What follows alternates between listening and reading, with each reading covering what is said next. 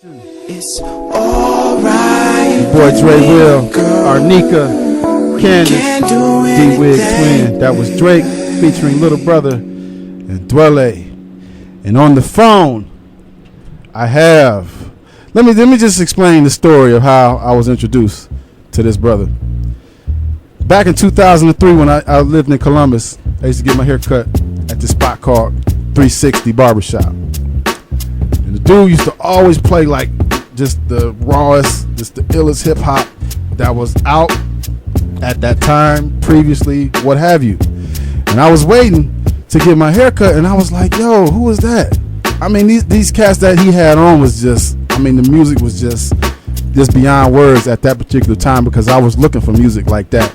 And he was like, yo, these cats are called Little Brother. And I was like, Little Brother, where they from? He was like, North Carolina. Mm-hmm. He was like, yo, you need to check these brothers out. But you couldn't really find their album in stores. He's like, the album's not in stores, but I'll get you one, and you just pay me for it. And so it was actually not a copy, but it was actually like an actual album that I think he ordered off online or something like that. Wow. And I think that's everybody's experience. Wow. It was like black market. Like, how can you give me a Little Brother? But yo, when I first heard the album and I was listening to it, this was like the spring of 2003. Me too. And I have been hooked ever since, just man. Completely thick with it. So this brother that I have on is a part of Little Brother, currently part of the Foreign Exchange. We have on, welcome into the session, thankfully, my man, Phonte. What's up, bro? What's going on, bro? How you feel? Oh, pretty good, man. How are you? Doing. I am actually in the middle of recording with Yazra right now. We're doing some work on the new Foreign Exchange album. So okay. All right. Okay, cool. Tell Yazra we said, hey, we had her on the show a few months ago. We loving her latest album. I really appreciate it. Yeah. Much love to y'all. Much love to y'all. So we want to ask you, man, what's next, man? Because obviously, Little Brother is I don't know if y'all have taken a hiatus or y'all are completely broken up. What's the story, bro? With Little Brother, I mean, it is completely done. You know what I'm saying? Me and Pooh are still friends, and we're still recording music together. I mean, he has a solo record coming out next year, and I'm on that record. He was on the first single for Zoe's This Could Be the Night single that we put out a couple weeks ago. Me and Pooh are still very much, active in each other's lives, both musically and personally. It just got to a point with Little Brother where we kind of just said everything we wanted to say, and move on, and just, kind of go in different directions. It just kind of evolved into something different, taking a different direction, correct? Yeah, but I mean, we're still very much like good friends, and we still work together, and that's still my brother, so, it's that goes sometimes. Now, I've heard a lot of different speculations as to what the name Little Brother meant. It was speculation that at one point that y'all were the little brother of Mos Def, Grand Poobah, right, and somebody else. So can you just tell us, like, how did y'all come up with that name? What was the idea behind the name Little Brother? Little Brother was just something that it was just a name we wrote down on a piece of paper, and it looked good. And like, all right, that happens. It just looked like something that would, you know what I'm saying? Yeah, absolutely. So we just pretty much did that, you know what I mean? That we just stuck with it, and then later we formed the ideology of that, we were really.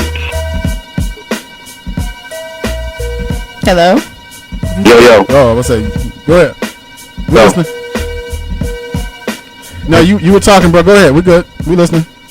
Oh, okay. Yeah, no. I was just saying, we are like the little brothers of all the cats we grew up listening to. So that's where that ideology comes from, Okay. That makes sense. Now, you and your boy, well, I ain't even gonna say your boy, because he ain't your boy no more after I seen that 11-minute video. Knife Wonder. I mean, like, what have y'all, got past your differences and, put your hats on, get the head nod and just go let bygones be bygones? Nah, that ain't happening. Okay.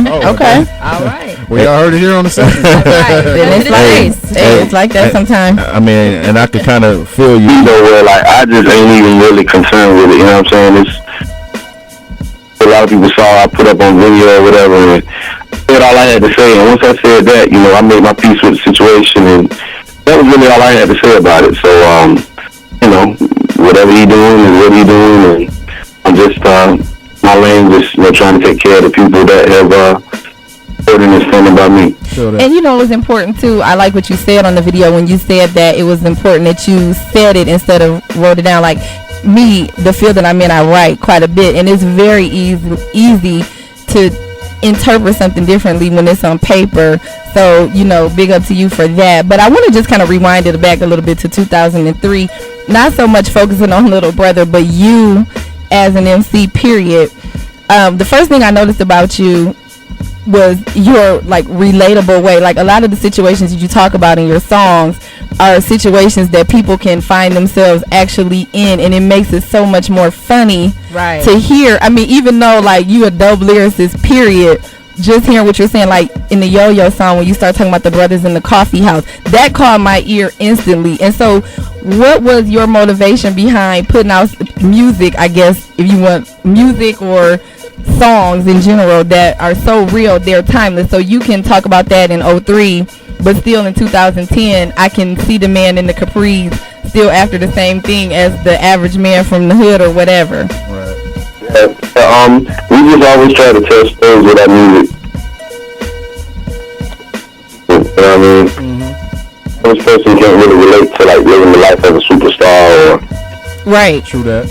And you get sick of hearing about it. And so that's what separates you from a lot that's going on. Another question I had, on a lighter note, we were over here kind of, you know, getting a laugh thinking about your character, Percy Miracle. Can you tell us a little bit about where he came from? Percy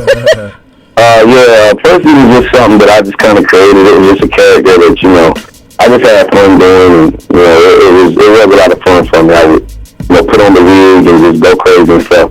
But it just got to a point where I felt like I couldn't really continue to do parodies. Okay. Because, you know, the music, you know, particularly in the urban, you know, standpoint with black music, it's like I felt parodies itself so much on its own. True. The line getting blurred to the point where it's like, if I don't watch this, like, I'll be known as Percy Miracle for the rest of my life, and I ain't going out like that. Right. Right. You need your caricature. Yeah, so I kind of had to just let it go. But, you know, I do enjoy the joint. I mean, it's something I really do. I mean, I would be interested in do like an animated show. Yeah, I was wondering. That would be nice. I feel like that would be, you know, enough. That would be enough distance between the character, you know what I'm saying? Because it's me on the voiceover versus the actually you. All that, you know. Now on your website you have that some of your influences are Big Daddy Kane, Q-Tip, and my other co-host here, Nika. We found it interesting that a hip-hop artist like yourself, being male, would list a female as one of your influences. And can you just tell us a little bit more, I guess, about why you picked Latifah of all the MCs you could have chosen? Even though we believe she's hot and we agree, we just wonder why why you picked her. Latifah to me is just way that, you know, there is no better example of how to really play the game, you know, other than, you know, like Ice Cube, you know what I'm saying? But like she's truly one who has mastered the game of like reinvention and, you know, diversifying herself and never staying in one place for too long. And just, you know, to think that, you know, her that did, you know, Rap My Madness when she was 19, go on to do, you know, Chicago, and you never would see that coming. And so she's just a huge inspiration for me for what she's been able to do in terms of MCing and then jumping into the singing, and she did a jazz thing, and then doing the acting and doing TV and, you know, doing the cover girl, you know what I'm saying? Like, I really feel like she's a big inspiration, and she has been for me, you know what I'm saying? And I just really admire her hustle. I think she's very smart in what she does. That I look up to. Okay, cool, good answer. And, you know, we love her for all the same reasons, but I just...